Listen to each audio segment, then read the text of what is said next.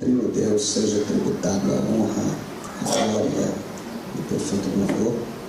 Nessas palavras eu quero cumprimentar os amados irmãos, na paz de nosso Senhor e Salvador Jesus, amém? Quem está triste, diga amém. Tem alguém triste?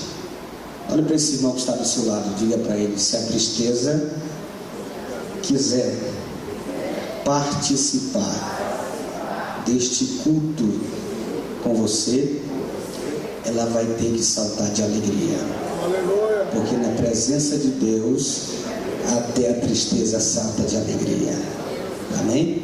Quero externar gratidão a Deus por estar aqui nesta manhã ímpar, favorável, onde Deus nos concede.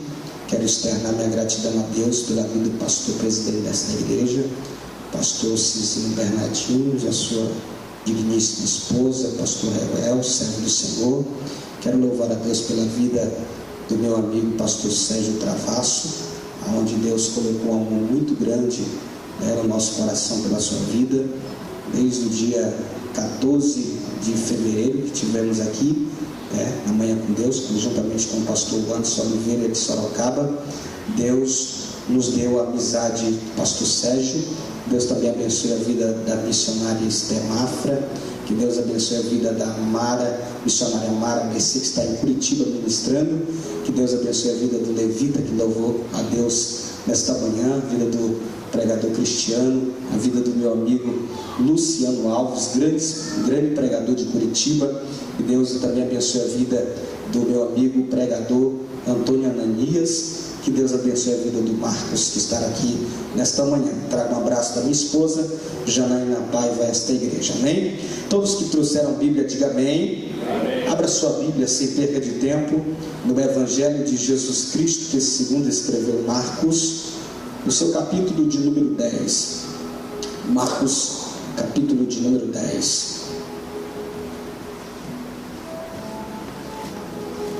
E o verso de número 47, tão somente para a nossa meditação de fé.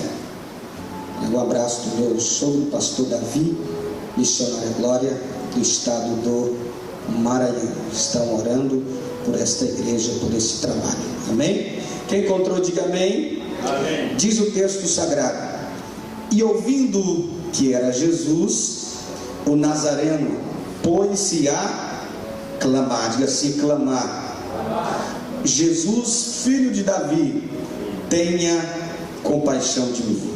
Amém? Então, no seu assento, glorificando a Deus. Senhoras e senhores, jovens e adolescentes, simpatizantes da nossa fé cristã, nesta manhã nós estamos diante de uma palavra muito poderosa, e para que nós venhamos entender a mesma, é necessário nós fazermos uma retrospectiva e voltar um pouco ao tempo, porque não trazer a vós outros que aqui estão. No livro de Josué, capítulo de número 6, a Bíblia vai falar que Jericó estava rigorosamente fechada por causa dos filhos de Israel. Ninguém entrava e ninguém saía, pois agora Deus havia entregado a Josué uma promessa, que lhe daria nas suas mãos o rei, os seus valentes e toda a cidade. A Bíblia vai nos informar que agora Josué recebe de Deus a estratégia, e eu imagino Josué passando a estratégia ao povo, e o povo talvez dizendo: Josué, de que forma nós iríamos adentrar dentro desta cidade? Haja vista que Jericó é uma cidade fortaleza, os seus muros possuem 9 metros de altura por 6 de comprimento. Haja vista que moravam alguns moradores conhecidos em cima do muro, a saber, a meretriz ou a prostituta Raabe, a qual dera guarida aos espias, a qual foram observar a terra. A Bíblia vai nos informar que agora Deus começa a dar estratégia a Josué, e Josué começa a dizer: 7 sacerdotes levarão 7 trombetas de chifre de azeite diante da arca da aliança, ou a arca do Senhor, e sendo que cada dia eles iriam rodear uma vez entre, aleluia, ali perto das muralhas, sendo que cada volta estava a aproximadamente 8 quilômetros de distância, pois esse era o preço que o povo povo teria que pagar para galgar a bênção de Deus, para galgar a vitória que Deus havia lhe preparado, pois tudo aquilo que Deus tem para mim, para você, requer preço, requer sacrifício. Por quê? Porque tudo aquilo que vem fácil vai embora fácil. Tudo aquilo que vem fácil eu não dou valor, não valorizo e vai embora fácil. Mas tudo aquilo que tem preço, tudo aquilo que tem sacrifício, tudo aquilo que está envolvendo oração, tudo aquilo que envolve um preço que foi pago, o diabo não toma, o diabo não destrói, o diabo não rouba. Haja vista que agora o povo começou a seguir agora nesta grande maratona de fé, e sendo que na 7ª volta o povo arrodeou 7 vezes mais, e no sinal de Josué tocaram-se as buzinas, o povo gritaram e as muralhas de Jericó não caíram para frente, não caíram para trás, diz a Bíblia que ela caiu por terra. Naqueles dias o povo entra dentro da cidade e houve uma grande chacina naquele lugar. Homens, mulheres, animais foram mortos a fio a espada. Somente Raabe, a meretriz, escapara, porque dera guarida aos espias a qual foram observar a terra. A Bíblia diz que agora no livro de Josué, no seu capítulo 6 e o verso de número 26, Josué reúne todo o povo está atento à voz do seu líder. Diz a Bíblia que Josué faz o povo jurar diante de Deus que é todo aquele que edificar a cidade de Jericó, esse teria 2 danos na sua família. O primeiro dano que ele teria é que quando ele viesse lançar os fundamentos da cidade, o seu filho primogênito certamente veria falecer, e quando ele lançasse as portas da cidade, o seu filho mais novo também certamente veria falecer. E nesse interim de tempo, passam os dias, os anos. Nos dias de Acabe, diz a Bíblia no primeiro livro de Reis, capítulo de número 16 e o verso de número 34, surge um homem chamado Iel, betelita. Nasce no seu coração um sentimento, um desejo de colocar de pé outra vez aquela cidade. Diz a Bíblia que quando esse homem chamado Iel lança-se, aleluia, os fundamentos da cidade, o seu filho primogênito Abirão veio a falecer. Mas o sentimento que permeava o coração de Iel era muito maior, que ele começa a ir adiante, mais à frente com o seu plano. Diz a Bíblia que quando ele lança-se às portas da cidade, o seu filho mais novo, chamado Secube, também veio a falecer, para que se cumprisse a palavra de Josué. A Bíblia vai nos falar que agora a cidade de Jericó está edificada, está de pé outra vez. O nome Jericó, na etimologia dos nomes, quer dizer lugar de fragrância, ou é mais conhecida como cidade das palmeiras. Todas as pessoas tinham um sentimento e um desejo de adentrar dentro da cidade, de ver as suas belas paisagens. Eu imagino agora, nesta cidade agora, um homem chamado Eliseu um dia pisara nesta terra. Por que não lembrar de Eliseu? Mas quem foi Eliseu? Eliseu foi o filho de Safate. Deus começou a levantar Eliseu no ministério profético no ano 850 a.C. E da mesma forma que Elias atravessara o rio Jordão a pé enxuto, Eliseu também atravessara, pois a porção dobrada estava sobre a sua vida. Porque não lembrar de Eliseu? Eliseu foi aquele que um certo dia está subindo da cidade, 42 jovens filhos de profeta, começa a dizer: sobe calvo, sobe careca. Eliseu agora se indigna com aquela situação e resolve amaldiçoar aqueles 42 jovens que sombra do profeta. Diz a Bíblia que do azul se apareceu do nada e despedaçou aqueles 42 jovens que zombaram do profeta. Porque não lembrar de Eliseu? Eliseu foi aquele que um certo dia, aleluia, mandou, aleluia, que Naamã mergulhasse 7 vezes no rio Jordão e ele foi purificado da sua lepra. Eliseu foi aquele que um certo dia, com 20 pães, alimentara 100 homens famintos. Eliseu foi aquele que um certo dia, diz a Bíblia que havia morte na panela, e diz a Bíblia que somente um punhado de farinha, e no nome do Senhor a morte foi repreendida. Eliseu foi aquele que um certo dia, um homem que estava trabalhando a fim de tirar madeira para ampliar o templo, aleluia, a qual estava ali reservado para os profetas, ou a escola de profetas. Diz a Bíblia que quando aquele homem está tirando a madeira, diz a Bíblia que o machado que ele havia pedido emprestado caiu na água. Ele começa a desesperar, começa a ficar em pranto, em desespero, e diz a Bíblia Bíblia que o homem chamado Eliseu, aleluia, profetiza, declara no nome do Senhor que o machado venha flutuar, e diz a Bíblia que o machado flutuou. Porque não lembrar de Eliseu que no capítulo 4 de 2 Reis, um certo dia uma mulher que era esposa de profeta, diz a Bíblia que o seu esposo havia morrido. Ela diz: o Senhor sabe que meu esposo temia ao Senhor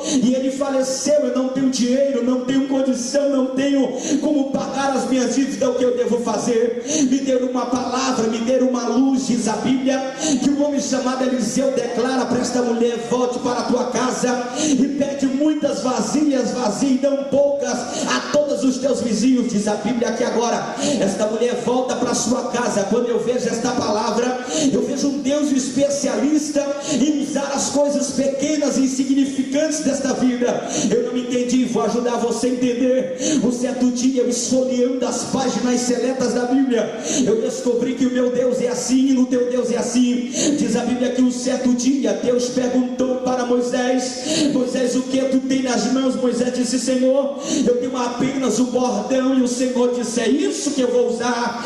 Deus perguntou para Sansão: Sansão, o que tu tem nas mãos? Sansão disse: Senhor, eu tenho apenas uma queixada de jumento. E o Senhor disse: é isso que eu vou usar, Sansão. Deus perguntou para Davi: Davi, o que tu tem nas mãos? Davi disse: Senhor, eu tenho apenas 5 pedrinhas. E o Senhor disse: é isso que eu vou usar. Deus perguntou para Jó: Jó, o que tu tem nas mãos? Jó disse: Senhor, eu tenho apenas um caco de telha. E o Senhor disse: é isso que eu vou usar. Deus perguntou para esta mulher: mulher, o que tu tem nas mãos? Ela disse: Senhor, eu tenho apenas uma botija de azeite. E o Senhor disse: é isso que eu vou usar. Deus perguntou para o menino do deserto: menino, o que tu tem nas mãos? E o menino disse: Senhor, eu tenho apenas 5 pães e 2 peixinhos. E o Senhor disse: é isso que eu vou usar. Deus perguntou para Dorca: Dorca, o que tu tem nas mãos? Dorca disse: Senhor, eu tenho apenas uma agulha. E o Senhor disse: é isso que eu vou usar. Levanta a tua mão que eu quero profetizar nesta manhã. Eu quero profetizar que aquilo que você pensa que é pequeno, aquilo que você pensa que é insignificante, o pequeno vai se tornar grande. Aquilo que não tem valor vai começar a ter valor. O milagre da multiplicação vai acontecer na tua casa, na tua família, no teu ministério. Quem acredita nestas palavras proféticas, levanta a sua mão e adore a Jesus Cristo, porque Ele já começou a operar o milagre da tua vida. Quem acredita, adore a Deus nesta manhã.